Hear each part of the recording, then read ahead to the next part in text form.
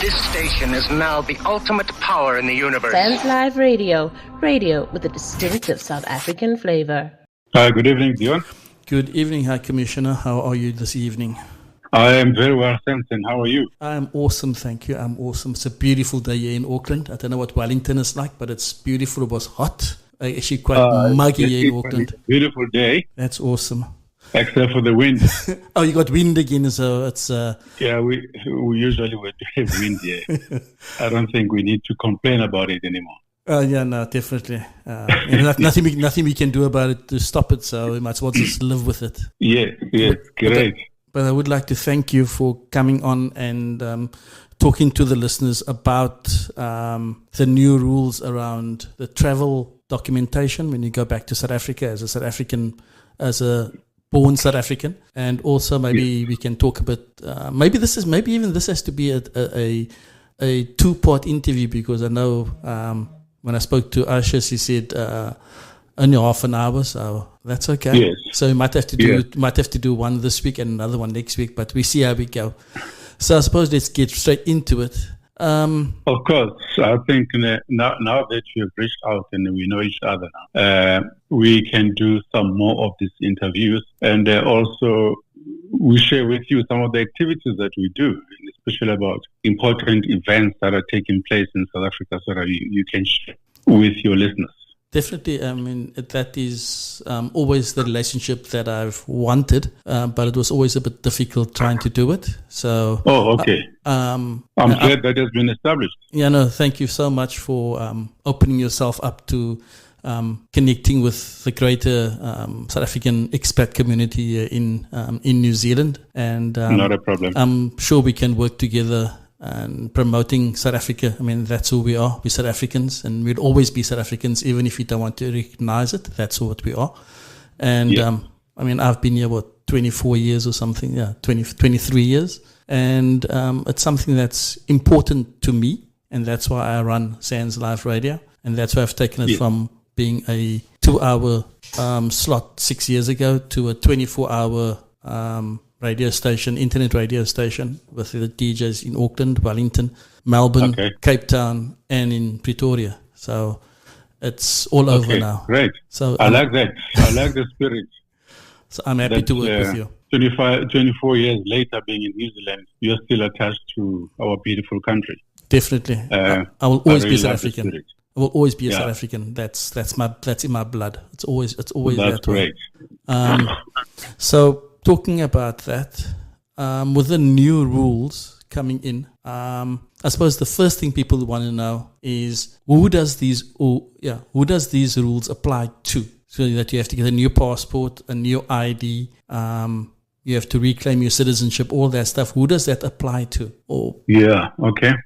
Dion, maybe let me just start by introducing myself to your listeners, and also to greet you firstly, and to greet your listeners, the fellow South Africans, and your listeners of your radio station. My name is Johnny Sexwale, and I've been the High Commissioner here in New Zealand for almost a year now, since I've been here in New Zealand, Wellington, residing in Wellington, with our High Commission situated in Wellington. So it's a pleasure to talk to you. It's a pleasure to share some of the questions and anxieties that the fellow citizens have.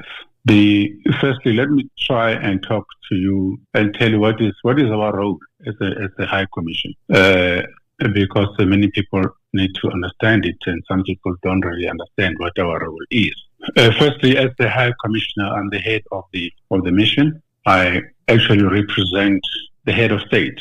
I was mandated here by the head of state, our President Cyril Ramaphosa, to come to New Zealand to represent South Africa. And one of the most important things that we do here, obviously, we need to protect the nationals, South Africans, and their interests here in New Zealand. Yep. So South Africans need to know that we're here not only for ourselves, but we're here for them. So that's the message that must go across to all South Africans that are in New Zealand, that the High Commission exists in New Zealand for them as well.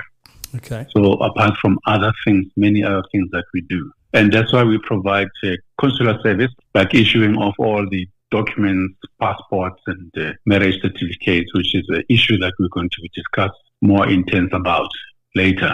And our other roles really is to promote trade with the New Zealand government. We need to promote trade, cultural exchanges, educational exchanges, programs, exchanges in technology, and many other aspects of the exchanges, political exchanges, etc.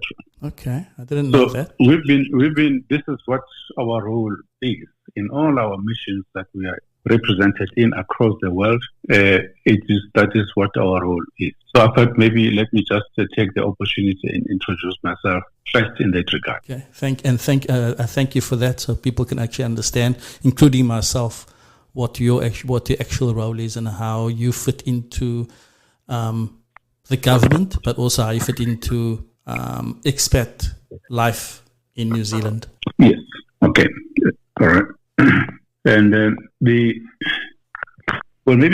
coming to your question that you asked me. Yeah. Should I go ahead? Yes. No. Go ahead. Oh, so because we since my arrival here, right? I one of the things which was reported to me by the staff at the embassy was the frustrations that they had also over the years.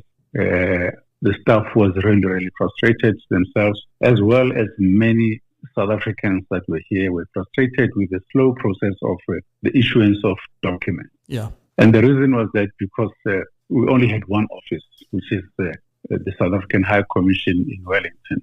Yes. And the South African citizens are spread right across New Zealand, with the majority of them being where you are in Auckland. Yeah. And that's the reason that actually prompted us to come to Auckland in July, I think July this year. Yes. We came to Auckland. Yeah, that's where we met, actually. Yeah. And we established a VFS office, which is the Visa Facilitation Service Office, to try to get rid of the backlog that we had. And that's a project that is ongoing since July, and it is working very, very well. And then I think I want to hear also from South Africans, because one hears a lot of complaints, but I don't hear them saying the good things, and especially in our efforts of trying to help South Africans to improve their lives here in New Zealand. Yeah. And this is one of the things that we have done, was to open that office, take it close to Auckland, where the majority of South Africans are, and to assist those South Africans who used to travel from Auckland to Wellington. Whenever they need a consular service, they have to catch a flight or drive this long distance to Wellington. So we thought that it was unfair, and hence we established this VFS office in Auckland. And so right now we've got the processing times are quite fast, and the waiting times have also been reduced, and so therefore service delivery has been improved for our citizens in South Africa. Okay. Yep. Yes, our South African citizens here residing here. You know that there was a ruling by the Constitutional Court some time ago that reinstated the citizenship of South Africans, because in the past, according to the previous law that was in place, was that when you acquire a foreign citizenship, you automatically lose your South African citizenship. That's correct. So that decision was challenged in court, and the court ruled that it is unfair that you should punish South Africans for taking citizenships elsewhere. Okay. Yeah. So the status quo right now is that South Africans can have dual citizenship. There is no problem in having a dual citizenship, but those who had it, because remember the old law says that once you take up a citizenship, let's say a citizenship of New Zealand, and you don't reinstate your South African citizenship, you automatically lose your South African citizenship. Yeah. So this was what was declared unlawful by the court. Was this after 1995 or before? After 1995. Remember the law was the 1995 law. Okay. So everybody Right. that left the country before 1995, they retain their citizenship. Then if they now they can retain their citizenship now. Okay. Okay. although, but it's not automatic. There's a process that they need to follow through the Home Affairs website, which is a very jacked up website. But they have introduced a portal whereby you can get into the portal and reinstate yourself. You don't have to go anywhere. You don't have to come to the High Commission or anywhere. You can do it in the comfort of your home and reinstate yourself through the portal. Yes. But that portal is down at the moment, and it has been down for a few days now. Yeah, obviously, you must remember, I don't know, technology, everything gets down sometime in technology, especially when something is new. Yeah. And when many people come and at the same time make the applications around the same time, then they can overload the system. But I think it's good that is happening because it's going to give the technicians also an opportunity of identifying the problems and improving the system. What I think is that the system is actually overloaded, and that is why it takes time. The system is down. But you can see the intention. People must also appreciate the intention that this is what government is trying to do. Yeah. Hence, and say we should not point fingers at everything. Things go wrong sometimes. Mistakes do happen in life. Every time, you can think you want to go from point A to point B. You find hurdles along the way. It's part of life. Yeah, no, totally understand. But the intention is that the government's intention is so clear that we want to assist all the expatriate South Africans and make things easy. So let's not blame the government. Technology, yes, it will have its own glitches, but at the end of the day, the intention is good. No, I have no issues. I was just noting that because quite a few people have commented that they've gone to the website and the portal has been down for a few days now. Yes. I think the technicians back at home at the Department of Home Affairs, they're busy at work and they're working on this whole thing to improve the service. Okay. I totally understand. Yes. It's a new thing. I would say if we didn't have this portal, then the South African citizens would have a reason to say government is doing nothing. But we have the portal, then it will be fixed. And next time it will work. I mean, remember, anything, technology really, it improves with time. Yeah. So I think it will improve as well. Yes. So that is the situation there. Basically, that those South Africans that have acquired a citizenship of New Zealand, they can travel to South Africa. They cannot use the New Zealand passport to travel to South Africa, right? Let's say you've got a New Zealand citizenship. Mm-hmm. You have to use a South African passport to travel to South Africa, to travel in and out of South Africa. That must only be used through the means of a South African passport. Okay. And this is the law. It's not anybody's rule. This is what the same act we're talking about of 1995.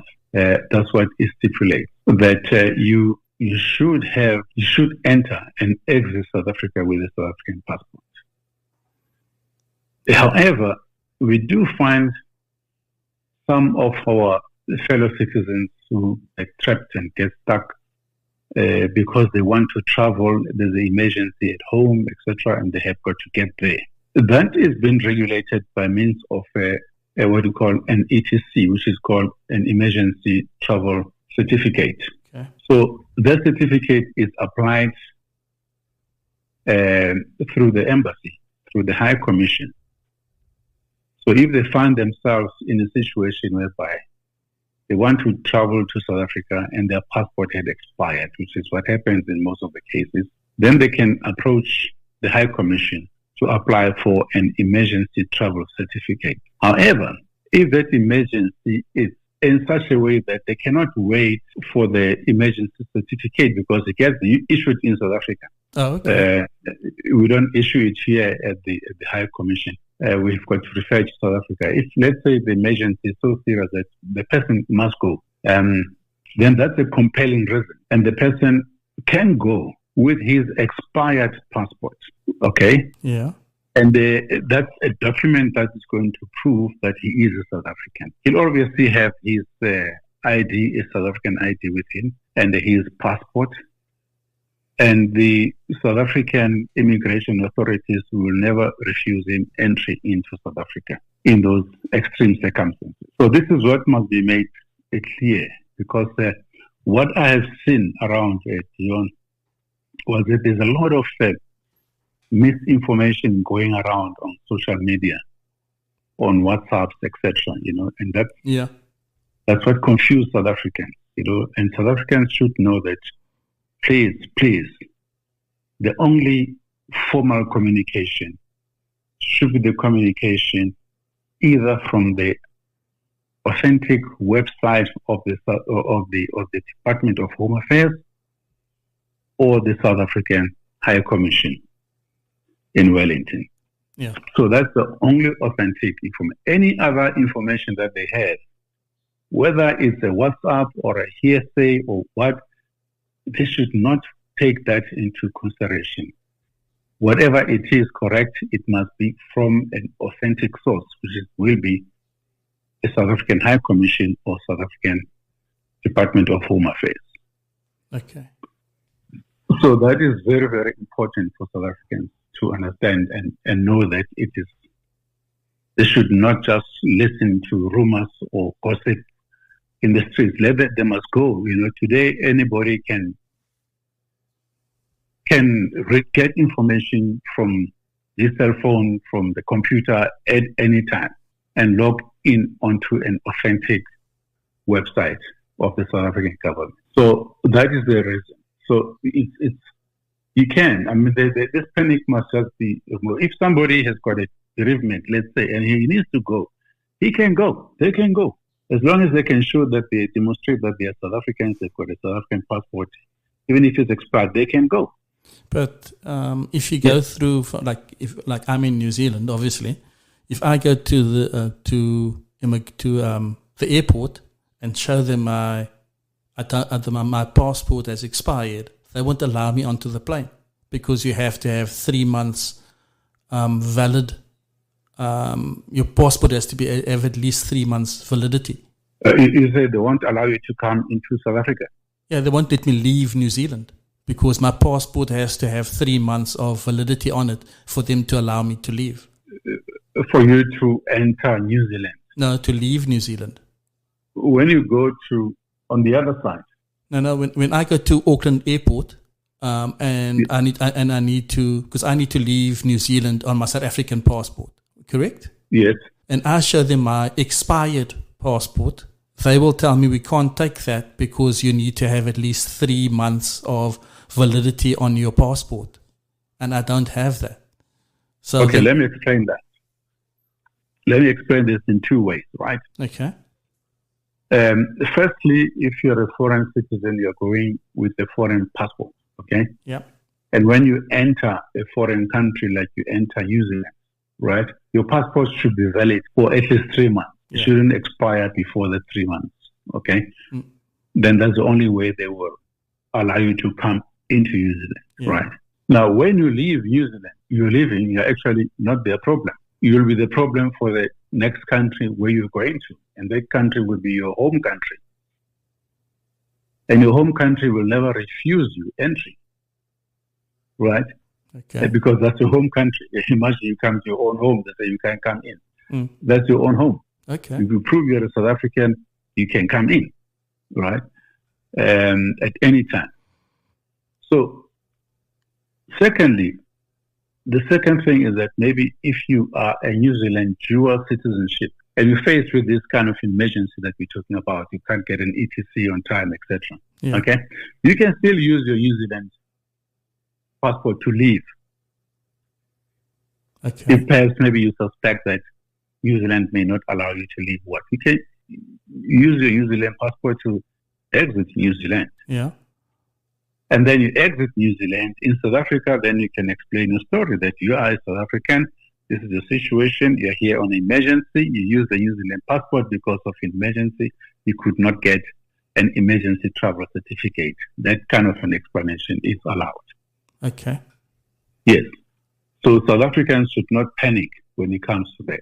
But the first thing is that they need to come to the High Commission and apply for an emergency travel certificate. That's the first thing. Okay, so they can't do that at so-called VFS. They can't do that. They have to come to you. No. That is only done by the South African High Commission. Okay. Yeah, and that ETC is the emergency travel certificate is actually, as I said earlier, we don't issue that document ourselves. Okay. We just have to satisfy ourselves that you are a South African before we can take your application to South Africa. Because this situation happens in many cases. For instance, there are so many cases where people would come to a country, let's say they come to New Zealand, and somebody loses the passport, right? Yeah. So when you find yourself in the situation you've lost the passport, yes, you come to the High Commission, and the High Commission will apply an ETC for you.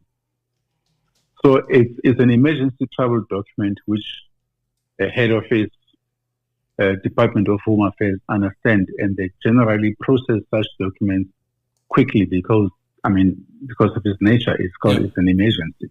Yeah. Although it's a document that you can use only once. It's a one-way document. When you enter South Africa, the immigration will take that document, and then you'll go in the country, and then you'll have to go and apply for your own passport. Okay. Which I think the process of applying a passport when you're in South Africa is very, very quick. It's just a matter of days for you to get a passport in South Africa. Because the citizens must also understand that we as a mission, we don't issue passports at the mission. Not at all. We don't. So we'll take the application and take it to South Africa, and South Africa will process it, and that takes time, in traveling, putting the stuff in the diplomatic bag and back and forwards and so on, that takes time, and this is what creates also the frustration. Whereas when you are in South Africa, if you use your ETC, you go to South Africa, the first thing that you do, go to Home Affairs and apply for a passport, and then you'll get it within days. Okay. And then come back. Yeah. So this is how really the system works.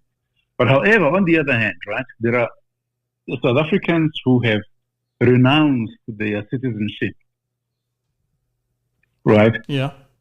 Meaning they said, officially, no, we don't want to be South Africans anymore. We are okay to be Kiwis and so on, right? Mm-hmm. Now, those category of South Africans, they can travel to South Africa with their New Zealand passport, right? Okay. However, they need to keep their renunciation certificate with them. Because remember, even if you're traveling with a Kiwi passport, it will be written that your place of birth is South Africa, right? And then when you come to the immigration officials, then the questions will be asked, you're South African, why are you using a Kiwi passport? But then you can then produce your renunciation certificate, right? Okay. Yeah, makes sense. So those only who have renounced their citizenship, then they can travel with their foreign acquired passport. Okay. That's how it is. Okay. Yes. Yes. So what happens if, and I know we obviously have lots of young couples coming in. They haven't got New Zealand citizenship yet, but they've had a baby here, which they've been here long enough, so they've got permanent residence in New Zealand, which means that they then get, when the baby is born, the baby then gets a New Zealand passport. How does South Africa handle that? Because now the parents have South African passports, but the baby doesn't, because they were born here and have a Kiwi passport. How do we deal with that bit? In such cases, usually when a child gets born in New Zealand, it is up to the parents to inform the High Commission. They have to come and inform the High Commission of the birth of the baby. Okay. So that birth can also be registered in South Africa, and the baby can be issued with an ID number, because babies get an ID number. So our system now today is that the ID number that you get at birth is the same ID number you'll use until death. Yeah. So they have to come to the High Commission and register their baby. That we've got a baby and he's born here in New Zealand. We want to register the baby in South Africa. Okay. But similarly, it also goes with marriage. If a couple gets married in New Zealand, they have to come and register their marriage in South Africa as well. So that is also through the Higher Commission. Okay, so how do they do that? Do they actually have to come to Wellington for that, or can they get the forms online? What do they need to do do that? They have to come. Unfortunately, those are one of the few things that are still remaining, being the responsibility of the High Commission here. Those kind of documents, birth certificates and the wedding certificate, unfortunately. But those cases are not that many. But the majority of things, which are passports, those are still being applied. You can apply it from Auckland, wherever you are. And I think as time goes on, we are researching. We want to see where many South Africans are. If there are many South Africans in Christchurch, and there's a reason for us to open up another VFS office, we will open a VFS office every place, because our mission, as I said earlier, is to assist South Africans. So Auckland is not the end of it. So we'll have Auckland. We have the South African mission in Wellington, Yeah. and we have another office of VFS in Auckland. Yes. Yeah. So that is the extent in which we are really trying to help South Africa to expedite the application of their legal documents. Okay. Is there a deadline for when people have to have their passports? Because I know there's friends of ours that are leaving to go to South Africa, I think on Monday or Tuesday. And they're in a situation where their son is has a Kiwi passport and they have South African passports. What do they do? Can you repeat your question again? So on Monday, the couple is leaving with their son who has a Kiwi passport and the parents have South African passports. Will that be an issue at the border? No, not at all. The South Africans have got the South African passport and the child has got a Kiwi passport. Yeah. The only problem in South Africa, because of the child trafficking thing, right? Yeah. They need to make sure that maybe they should approach the authorities here, and where they can give them some kind of a identification to say that is their child. They are the parents of the child. So basically, they get birth certificates and maybe have it stamped and signed by Justice of the Peace. Yeah, something and like affidavit of some sort. Yes. Okay. Yes. That says that they are the actual parents. Because now, if you arrive in South Africa with a child, they need to see that is this your child or not. You see. Yeah. No. Totally understand. Child trafficking around. Yeah. No, totally understand that. Another question that's come up: by when, or is there a deadline by when everybody traveling to South Africa must travel on their South African passports? Because I know right now I'll have to go and I'm talking about myself and my family. We'll have to go and first do the reinstatement of our citizenship. Then we have to apply for an ID and apply for a new passport, and all that obviously all cost money and takes time. So if I wanted to go in 6 months' time, I'm sure I want to have everything ready by then. What happens? I'm sorry to cut your word. The reinstatement of your citizenship, it's electronic. Okay. You just need to go to the portal and reinstate your citizenship, right? Okay. Now, you have a passport, a South African passport. Yes, I still have. As long as your passport... My passport expired a very long time ago. It is expired. Long time ago. So please ago. come. I would like to see you. Please come and apply for a ETC, and then we can have a coffee together. When are you leaving? No, I'm not. It's just hypothetical. Was this a hypothetical thing? Oh, I see. Oh, okay. It's a hypothetical question. Okay, I understand. So I thought it was...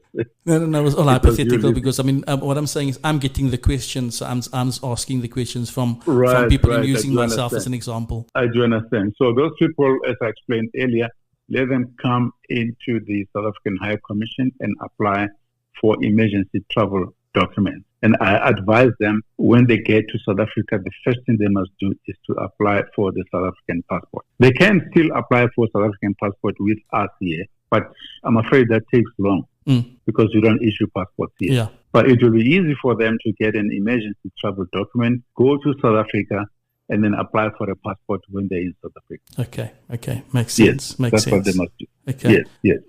Next question. Right now, if we travel to South Africa or anywhere in the world on my New Zealand passport, if anything happens to me, be it medically or I get attacked or whatever happens to me, the embassy or the High Commission in whichever country I am, the New Zealand one, will look after me and, if needed, repatriate me back to New Zealand. If I'm traveling on my South African passport out of the country, New Zealand does not know that I've left the country. If anything happens to me in South Africa, for instance, what happens then? When you leave South Africa, when you leave New Zealand to another country using a New Zealand passport, let's say you leave New Zealand and you go to Tanzania, right? When you arrive in Tanzania, you are a New Zealander. Yeah.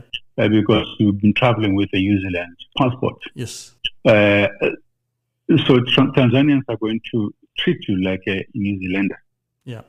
Understand? Because that will have nothing to do with South Africa. Whereas if you travel to South Africa which you must, travel with a South African passport, of course you'll have all the rights and protections that will be accorded in South Africa. Okay. So, except that if you travel to another part of the world, really, if you then, with a New Zealand passport, then you are a New Zealander. So you'll have to get the protection by the New Zealand government. We've had some of the cases like that in the past, where people travel with different passports, and they will tell them that you must go to a country that issued that passport, the one that you used to enter into the country. Those are cases we had in the past. Okay. Yes. Okay. So but so how do I explain this? So when you're traveling to South Africa on your South African passport, normally when I travel, I go on to Travel Safe here in New Zealand, and I put in all my details. This is where I'm going. This is what I'm doing. This is my passport number. Blah blah blah. And that goes to internal affairs here in New Zealand. If I travel to South Africa on my South African passport, yes, I have all everything I need if anything goes wrong as a South African citizen. But for instance, if I got sick and needed to go to a hospital, I need to have medical aid, which I won't have. And I'm not sure if I can use my travel insurance, if that's going to work over there. And that's why I'm asking the questions. It's just trying to figure out how things are going to work when it comes to if anything goes wrong. And so the question is that will the person have a travel insurance, or he will have a cover if he's traveling on a South African passport? Is that the question? Yes. Because I would say that it covers the person, the individual, and not the passport. So if you are Joe Soap,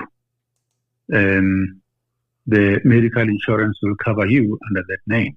Okay. Yes. No. So it's not about nationality. Medical insurance covers the individual himself. Okay. Yes. So as I asked earlier, by when must everybody have applied? Is there a cutoff date for by when everybody must have applied?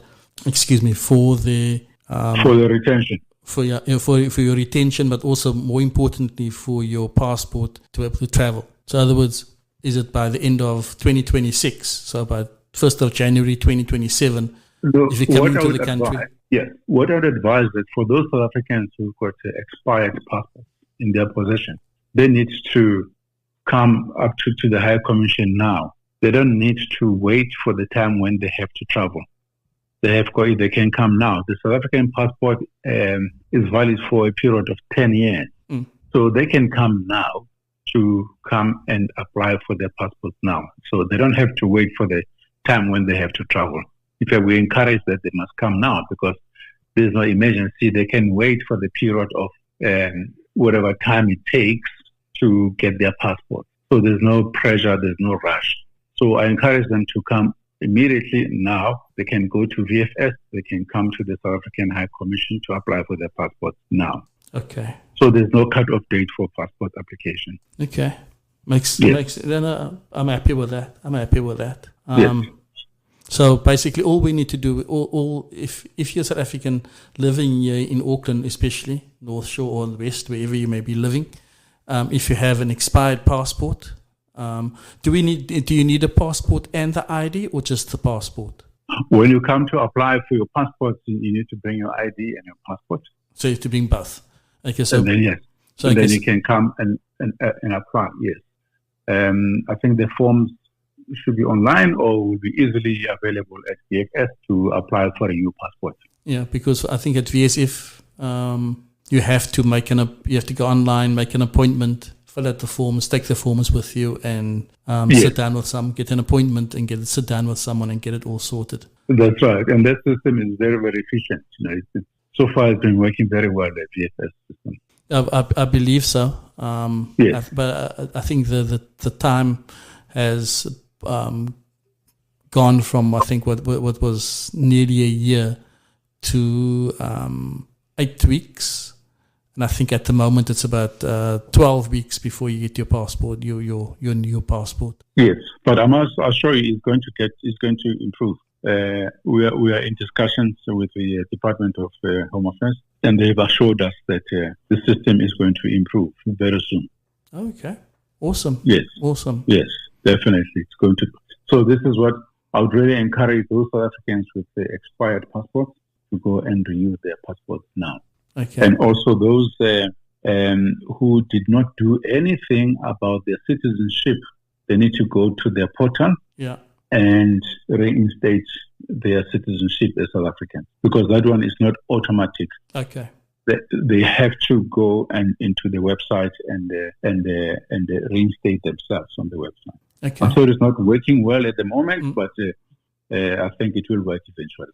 No, I'll get hold of Aisha just to make sure I got all the correct links and stuff, and I'll create a post and post it all on there, because obviously this interview is recorded. So I will clip the interview for you tomorrow, and then post this whole interview tomorrow on Facebook, so people can listen to it again and listen to the information that comes from there. Okay, that's right. Yeah.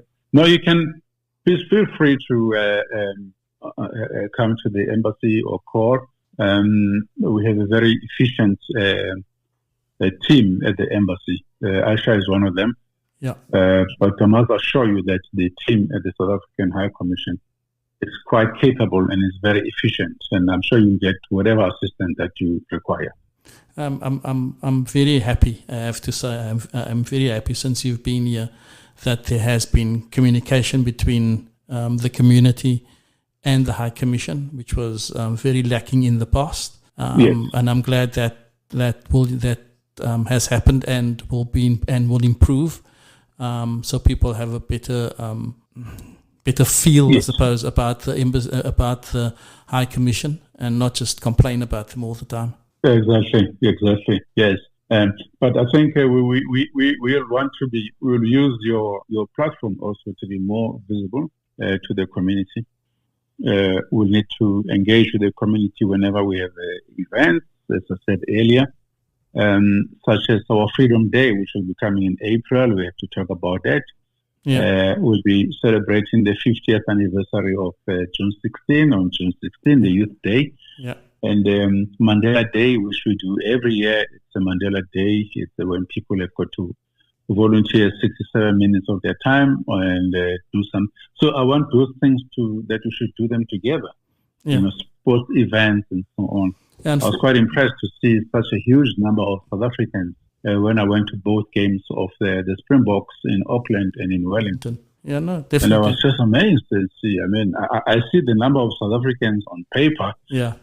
But it was the first time for me to see the warm bodies of South Africans, which was quite an impressive thing. Yeah. No, definitely. So please tell them they're here. This is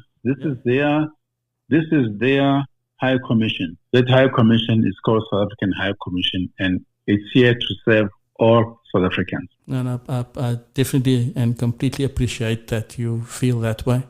Yes. And I'll try and do my bit. We used to have events. I mean, I used to run events here in Auckland to promote South Africa and South African, like we'd have our Pride Day here in Auckland. But again, I pay for that. So, over the last few years, I can't afford it just because it become too expensive. So we've stopped because we can't afford it. Other countries have their events, but there's nothing for South Africans. I've tried before to have an organization that can lobby to the government about about South Apricans, like the Indians have, like the Chinese, Japanese, and everybody else have, but we have nothing. No, that's fine. We've established the lines now. Those things will be taken care of. And I must take this opportunity right now to tell about another good thing that we're doing out there in Auckland. We're in the process of appointing an honorary consul. Okay, nice. That's nice.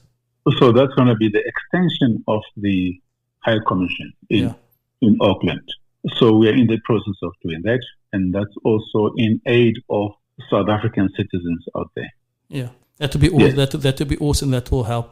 That will help a lot. Yes, and I'm sure those are the people that we're going to be working with very, very closely. Yeah. But as soon as we make that appointment, we will let you know.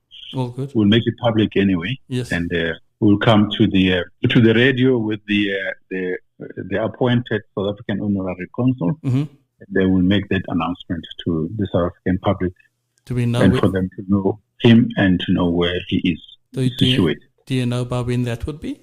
It's going to be soon. Soon. Okay. Soon. Awesome. Yes. That's amazing. It's going to be very soon. Yes. Amazing. That's great. Thank you so much, His Excellency, High Commissioner Johnny Sexwale. Thank you so much for coming and talking to our listeners. Sexwale. Sexwale. This station is now the ultimate power in the universe. Sense Live Radio.